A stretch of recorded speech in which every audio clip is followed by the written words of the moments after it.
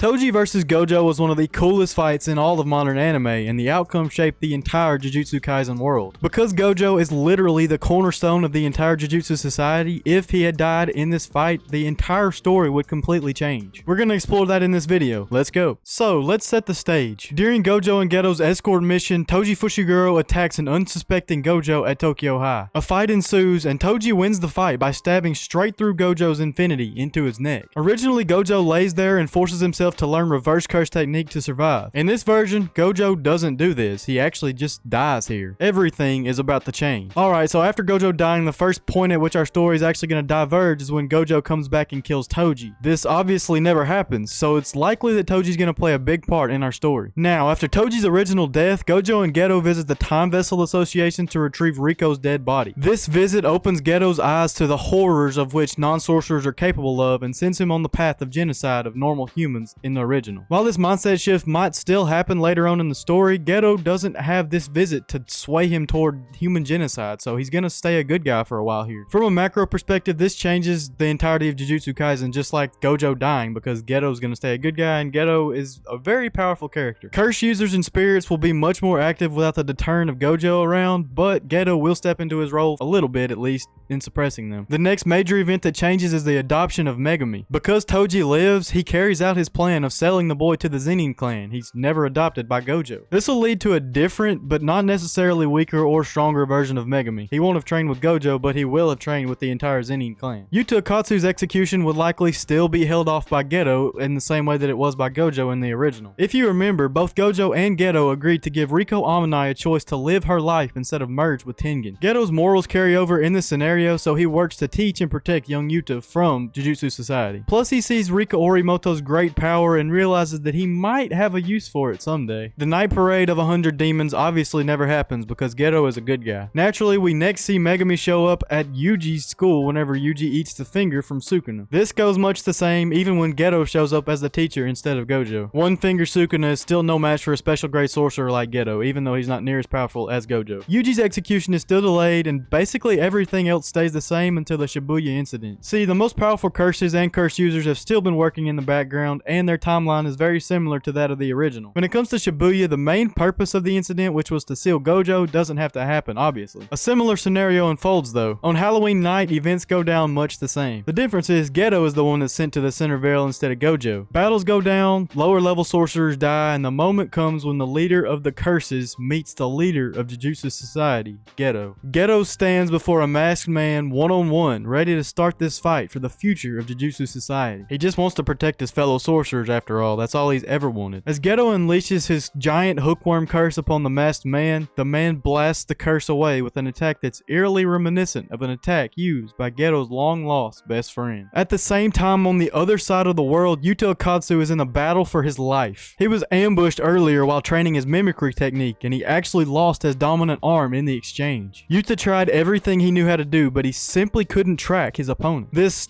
thing had no cursed energy that allowed Yuta to track him. He was fighting completely blind. The man now slashed Yuta's chest and raised his sword for the killing blow when his phone started ringing. This distraction gave Yuta just enough time to retreat a few paces and activate his reverse curse technique to heal himself. The man, who is a dark-haired figure we know to be Toji Fushiguro, answered his phone at this time. After a short conversation, he hangs up his phone and begins to speak directly to Yuta. He tells him that he's off the hook. He's no longer trying to kill him. His employer, who was later revealed to be the higher-ups of Jujutsu Society, have called off the hit on Yuta. Apparently, a massacre was happening in Shibuya and all hands were needed, including and especially Yuta's special grade hands. Yuta, now healed, heads straight back to Japan, and Toji disappears into the night sky. Back in Shibuya, a horrible realization hits Ghetto. He hoped it wasn't true, but he couldn't shake the feeling that he knew exactly who was under the mask. As the two circled each other, the masked man starts laughing maniacally and puts his mask away. His brilliant blue eyes and white hair lit up the night sky. Gojo's worst fear was true. His enemy was his best friend, Gojo Satoru, who died over a decade ago. Except, Ghetto never saw his body. After his fight with Toji all those years ago, Ghetto went into a near-death state, and all he knew was that Jujutsu Society said that Gojo was dead, and they took care of his body. Ghetto now questioned this Gojo, asking him if he really thought that massacring normal humans in pursuit of power was what was right. Gojo laughs maniacally again, asking Ghetto if he really was as stupid as he was acting. He pulled up his his hairline to reveal a scar stitched all the way across his forehead. Ghetto was dumbfounded. This Gojo now told Ghetto that he had much larger plans than just killing all normal humans. He then tells him how he came into possession of Gojo's body and how literally nobody would be able to stop him now. As this pseudo-Gojo preps a hollow purple, Ghetto summons his stingray curse and manages to escape, calling for a full retreat of all his sorcerers. This pseudo-Gojo had accomplished his goal of revealing himself to the world, and he allowed them to escape. After this, Jujutsu Society is reeling from the news. Instead of tearing itself apart from the inside like the original, this Jujutsu Society actually bands together. There's one small problem though. It seems that pseudo-Gojo's confrontation with Ghetto was actually just a distraction. Yuji Itadori, who is the vessel for Sukuna, had gone missing, likely captured by the other side. Megami Zenin, now leader of the Zenin clan after the death of Naobito, confirms that while he was fighting curse users, Yuji disappeared from his side. Several other sorcerers who were fighting beside them, including Nobara, Nanami, and even Aoi Todo, were confirmed dead on the scene. The loss of such promising youth, and Nanami, one of his best friends, just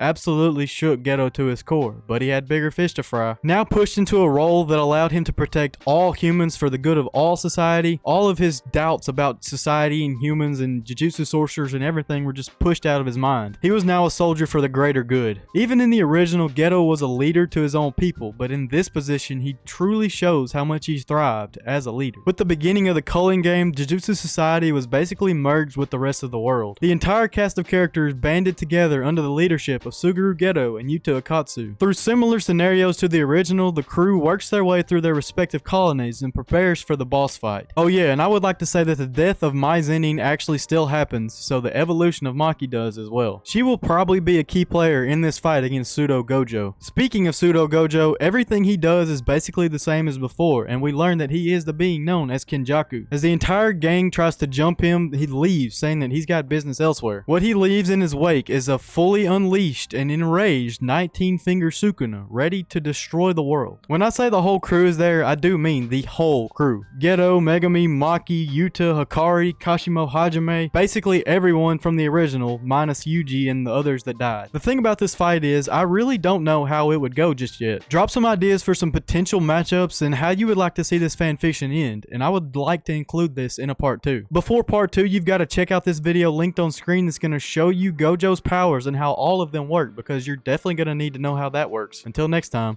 peace.